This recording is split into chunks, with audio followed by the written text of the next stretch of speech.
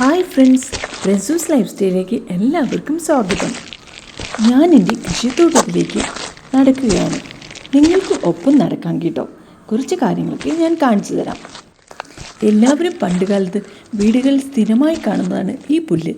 ഈ പുല്ലിലുണ്ടാകുന്ന ചെറിയ വെള്ളപ്പൂക്കൾ അതിമനോഹരമാണ്. ഇന്ന് ഒത്തിരി ഗാർഡനിൽ ഈ പുല്ലുകൾ പ്രത്യേകമായി നമുക്ക് വാങ്ങിക്കാൻ കിട്ടും.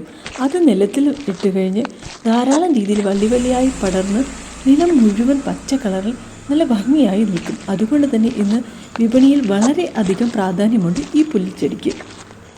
ഇത് കണ്ടോ, ഇത് കുറച്ച് വഴുതനങ്ങയാണ്. നമുക്ക് കുറച്ച് വഴുതനങ്ങയൊക്കെ ഇന്ന് അടുത്തെടുക്കാം. ഇന്ന് കുറച്ചധികം വഴുതനങ്ങ കിട്ടിയിട്ടുണ്ട്. നമ്മുടെ മുൻപത്തെ വീഡിയോയിൽ കുറച്ചധികം കത്തിരിക്ക അടുത്തെടുക്കുന്നതും ആ കത്തിരിക്ക കൊണ്ട് നമ്മൾ ഒത്തിരി വിഭവങ്ങൾ ഉണ്ടാക്കുന്നതും നമ്മൾ കാണിച്ചിട്ടുണ്ട്. ഓർമ്മയുണ്ടോ? കാണാത്തവരൊക്കെ ആ വീഡിയോ കണ്ടു നോക്കൂ.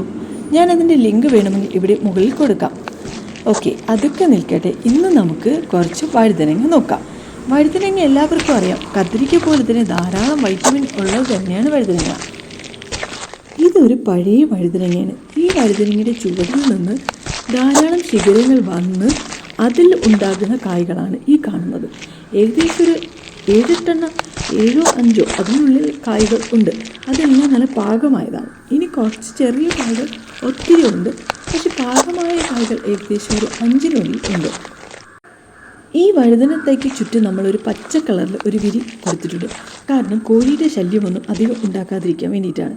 നിങ്ങളിത് ശ്രദ്ധിച്ചോ, കുറച്ചധികം മഞ്ഞപ്പൂക്കൾ അപ്പുറത്തേക്ക് നിൽക്കുന്നുണ്ടോ? ഈ മഞ്ഞപ്പൂക്കളൊക്കെ ഈ വഴുതനയ്ക്ക് കുറച്ച് പ്രൊട്ടക്ഷന് വേണ്ടിയിട്ടാണ് കേട്ടോ. ഒരുപാട് കീടങ്ങൾ ആക്രമിക്കാറുള്ളതാണ്. ഈ കീടങ്ങൾ ആക്രമണത്തിൽ നിന്ന് ഒരുപാട് ശക്തമായി തടയുവാൻ വേണ്ടിയിട്ട് ഈ പൂക്കൾക്ക് പ്രത്യേകമായി സാധിക്കും. കാരണം ഈ പൂക്കളിൽ ഒരു പ്രത്യേകതരം സ്മെല്ലുണ്ട്. ആ സ്മെല്ല് എല്ലാ ജീവികൾക്കും ഇഷ്ടപ്പെടില്ല. പിന്നെ പറഞ്ഞിട്ട് ആ പൂക്കളുടെ ഒരു ഭംഗി കാരണം ഇതിൻ്റെ അടുത്ത് വരുന്ന കീടങ്ങളെല്ലാം അതിലേക്ക് തന്നെ പോകും. നമ്മൾ ഇതിനൊപ്പം കുറച്ച് മുളകും നട്ടിട്ടുണ്ട്. പിന്നെ പച്ചില വെള്ളമാണ് ഇതിന് ധാരാളമായി ഒഴിക്കുന്നത്. പിന്നെ ധാരാളം ഇലകൾ, പഴുത്ത ഇലകൾ, അതായത് പ്ലാവിലയോ മാവിലയോ ഏത് ഇലകളായാലും നല്ല ഇലകൾ ഇതിന് ചുവട്ടിലേക്ക് ഇട്ട് കൊടുക്കാറുണ്ട്. ഈ ചെറിയ വീഡിയോ ഇഷ്ടപ്പെട്ടാൽ ലൈക്ക് ചെയ്യാനും ഷെയർ ചെയ്യാനും സബ്സ്ക്രൈബ് ചെയ്യാനും മറക്കരുതേ. നല്ല നല്ല വീഡിയോസുമായി ഞാൻ നിങ്ങൾക്ക് മുന്നിൽ ഇനിയും വരുന്നതാണ്.